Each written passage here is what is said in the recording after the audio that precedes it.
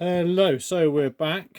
Sorry it's a day or two later than I promised, but the number 11 scaffolding truck has been, as you can see, completely stripped with the caustic soda, and it doesn't look very pretty. It's all tarnished and nasty looking, which is what the caustic soda does do to it, but as you know, a lot of these models are that way anyway underneath the paint. So normally start off with a steel wire disc like that, but because this one's got lots of nooks and crannies, I'm going to use this on my little rotary tool.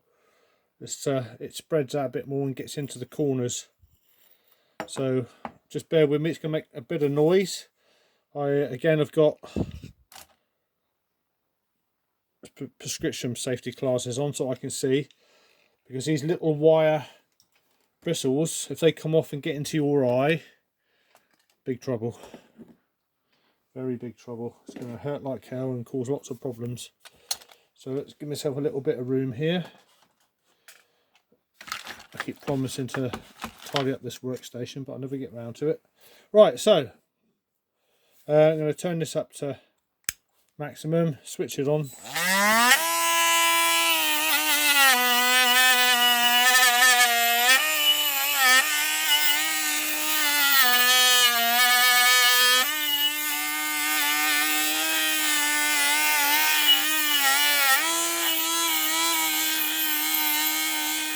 I can feel these bristles coming off and hitting me in the hands. They do sting a bit. Sometimes they do embed themselves into your skin. So, like I said, always try and wear protective goggles. There's some of these nooks and crannies this brush will not fit into. So I will change the tool in a minute. Yeah, lots of these bristles coming off. Lots and lots of bristles coming off here. I can feel this. It's probably getting a little bit too old now, this brush.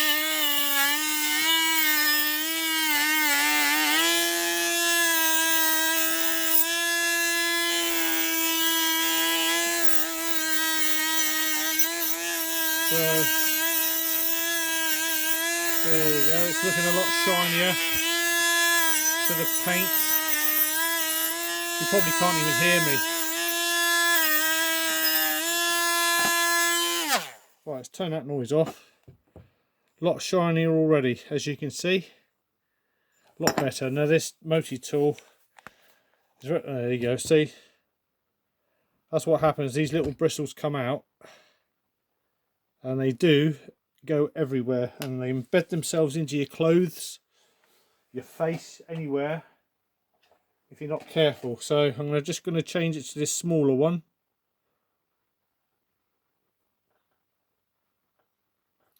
That way I can get into all the corners and the nooks and crannies.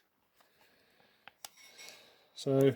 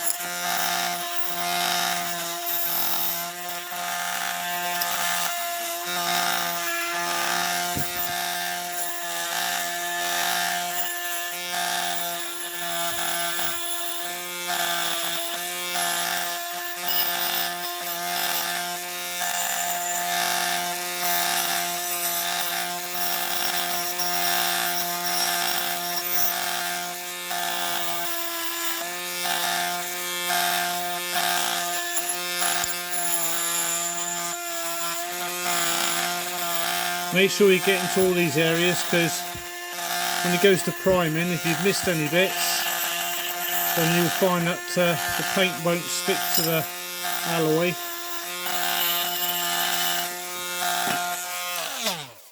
the paint won't stick to the alloy if you miss any bits. Go to my rotary brushes. This is a relatively new one, so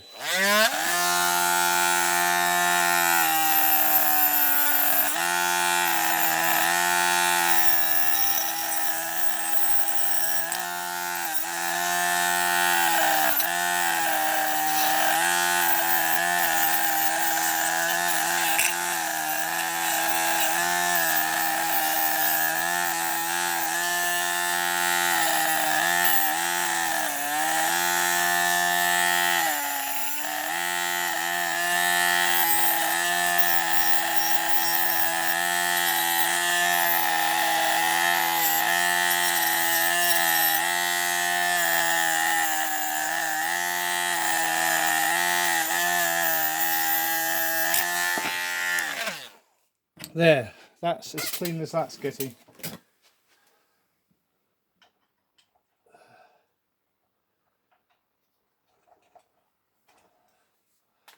Put all the tools away into their correct place. That way I won't mislay them. Right, I can feel I've got lots of little bits and bobs in me. So as you can see, that's a million times better. It's got none of that dull appearance to the alloy.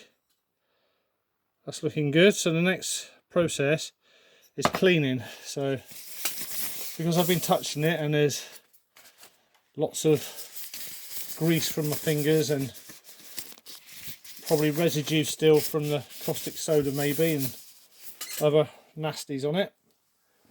Get a bit of blue towel there.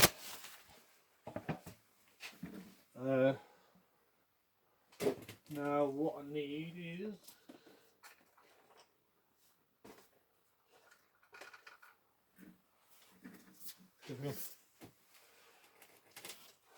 just a little bit of white spirit. Don't need a lot, just a quick dab. Got some gloves on and just give it a wipe just to remove. See, that's coming up black, so just getting rid of any grease, grime, whatever's on the model. Give it a good old rub. Get it right in there. Oh, yeah, it's mucky as anything, this. Don't be afraid to do it, or you can use panel cleaner. Body, you know, what the sprayers use in the booths and that when they respray cars. Panel cleaner is just as good. Methylated spirits, anything spirit based. IPA, gets rid of all the grease. If you want to get into these real nooks and crannies, cotton bud. That way you can be sure that you're really getting, yeah, look at the state of that. It's paramount to get all these surfaces free from any sort of grease, grime, dirt, residue, because the paint will not stick, and more often than not it will react, it will bubble up, and you won't get the finish you require or you want. I mean, look at that, that's black. So it's always worth doing this. I can't stress enough that your model needs to be absolutely flipping spotless. And what's going to happen after this, due to I have to spray this in a ventilated area, I'm not going to show you how I spray it. I'm going to show you a technique, but I can't show you actually me spraying it because it's quite difficult. So I've only got a camera phone. It's a bit difficult for me to actually show all that. So yeah, I'm looking. I mean, look, this is filthy. Absolutely blooming filthy. So just keep going over it until that's a crap one. So that's about it. That's looking good. Dry it off as much as you can. I say most of it will evaporate, but just go over it, because again, if you try spraying onto a wet patch of whatever you've used to clean the model, then it's going to react with the paint.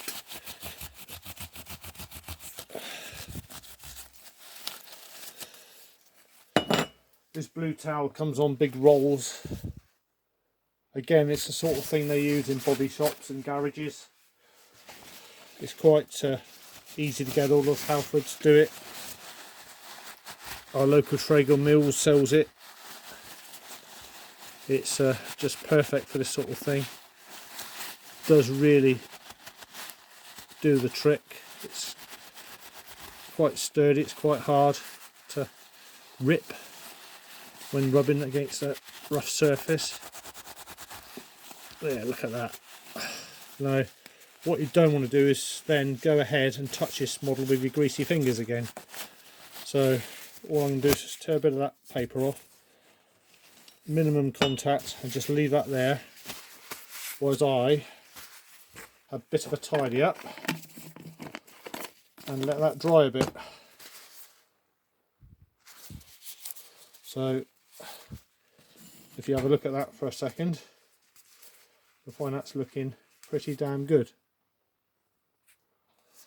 Okay, so what I've done is to minimise contact, I've used these little clamps you can get in most model shops, just to get hold of the bottom end of the rivet post there. As you can see, this is going to be covered by the plastic chassis anyway, the base plate, so you're not going to see it.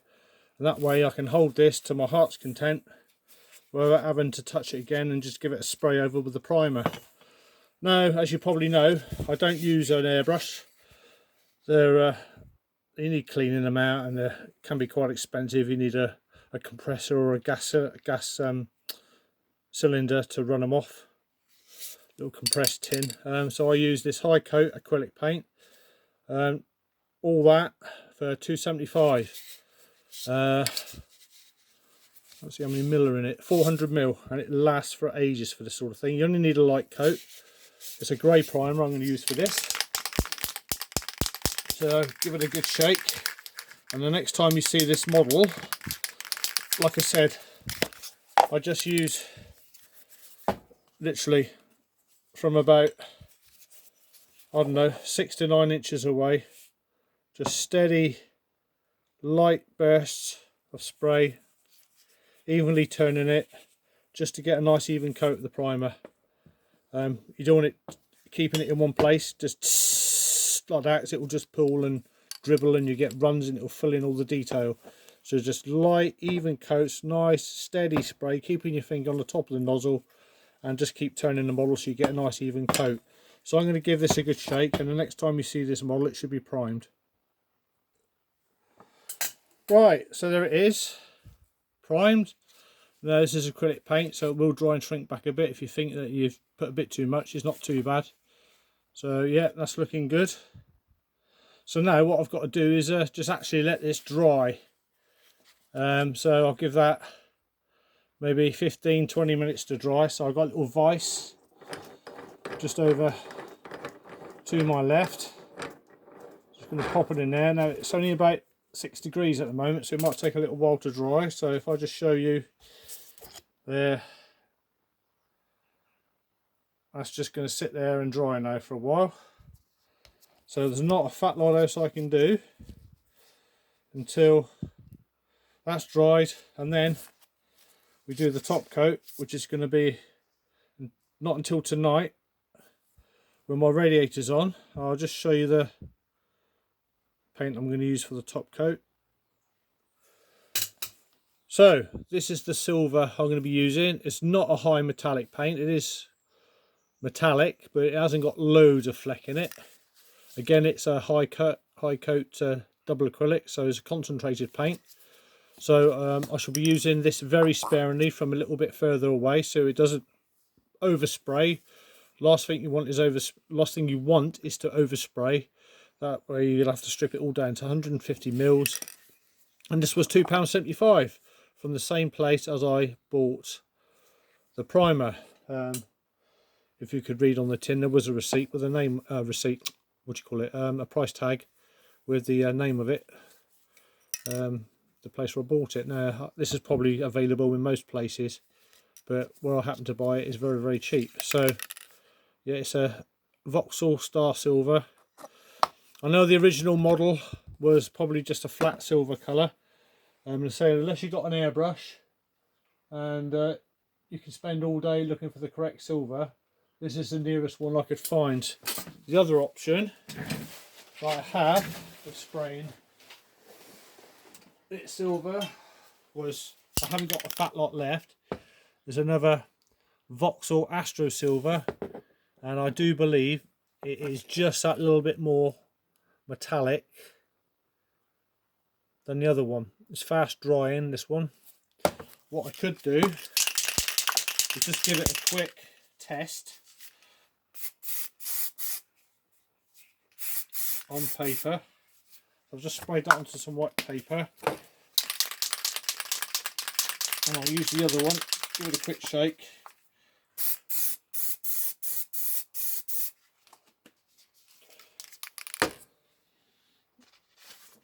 Now, I don't know if you can actually see that, it's still a bit wet, but as I'm looking at it, yeah, the top one, the one I was going to choose, doesn't look quite as metallic, so I think I should go for that. Well, some of the purists will say, oh my god, you can't spray no model in that type of silver, it's not meant to be metallic, but I don't mind being different. It's only for my display cabinet. I've done other models in that silver and they look fine.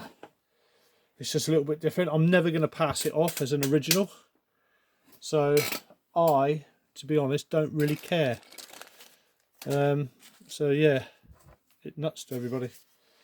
So just waiting for this primer to go off, and if I just give you a little hint on what to do on the best way I find to dry these models. All you need is some greaseproof paper, and if you've got central heating, is a radiator. Right, so I haven't got a fat lot of time left on my camera. 17 minutes we are, and there's only 24.5 minutes on the memory. So greaseproof paper, ordinary parchment paper used for baking your cakes on or whatever. Bit of cardboard from quite a sturdy cardboard box. All I do is pop this on, fold it over. Now you'll need quite a sticky tape, because as you know it's greaseproof and it doesn't really stick that well. I'm using this normal Painter and Decorator's masking tape. And all you need to do is try and stick this to the underside of the cardboard, if it will, just to hold the greaseproof paper into position. That's the trouble with masking tape, when one side splits, the other side decides to, so you're going to try and tear it evenly. Don't need a fat lot of this. And I literally just stick that to there. Just fold that over. Getting stuck up now. Just try and get it as stuck down as possible. We can always trim the edges afterwards.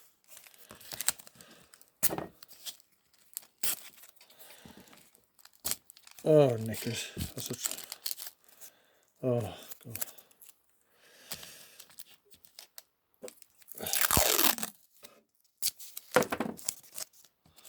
Again, just, I haven't left a lot that side, so what I might just do is just stick that over there like that. Again, like I said, it's masking tape, it's not going to be brilliant. Greaseproof paper, it's called greaseproof paper for a reason. Nothing sticks to it. So that is literally just as I want it. Because what I will do, get rid of the sticky mess, is, I'll just show you with something else. if I can just use, where is it? This what do you call it? It's a Triumph Herald. Sprayed it powdered blue, like a baby blue colour. Don't like it, so I'm going to do it again at some point. I think it's is it a corgi? It's the same as this Ilman Imp. No, it's a dinky. As you can see, somebody hand painted this, and this was absolutely horrible. Anyway, so once I've sprayed the model, what I generally do is give it about 10-20 minutes just to harden off enough, and then all I do is put the model onto the grease-proof paper. It will not stick once it's hard enough at the bottom. And then all I do then is, like I said, if you've got central heating, is you then use the cardboard to carry the model over, and I've shut the door, into wherever.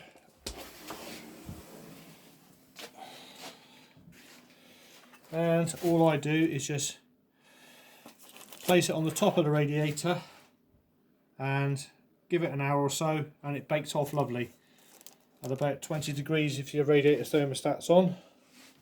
Should be enough to harden paint, and more often than not, if I'm doing it in the evening, I'll leave it overnight, and that way it's nicely baked. So that's it. That's all I've got at the moment. I've got about 3 minutes left, if that, on my time. So I've shown you how to strip the model down. I've shown you how to clean it all up. I need to clean my bench, as you can clearly see. I keep saying that. And I've shown you a technique I use for priming it. It's looking good. That's the only coat it needs. It's not looking too bad at all. That's a nice coverage for it. Yeah, no, I'm quite happy that that is going to do for the one coat. So I'll probably leave that for a few hours just to harden off a bit of that primer, and then I'll spray it silver. So that's it.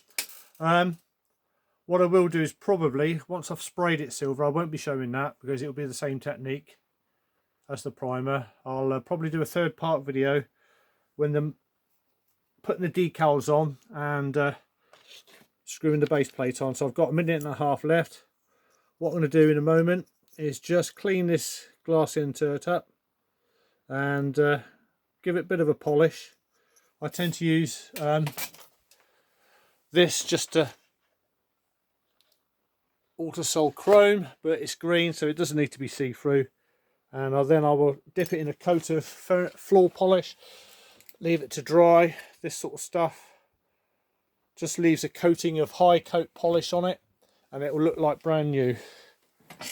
So that's it. So until next time, I shall bid you farewell, goodbye. I'll be the same whichever country you're watching in, and I will see you again shortly.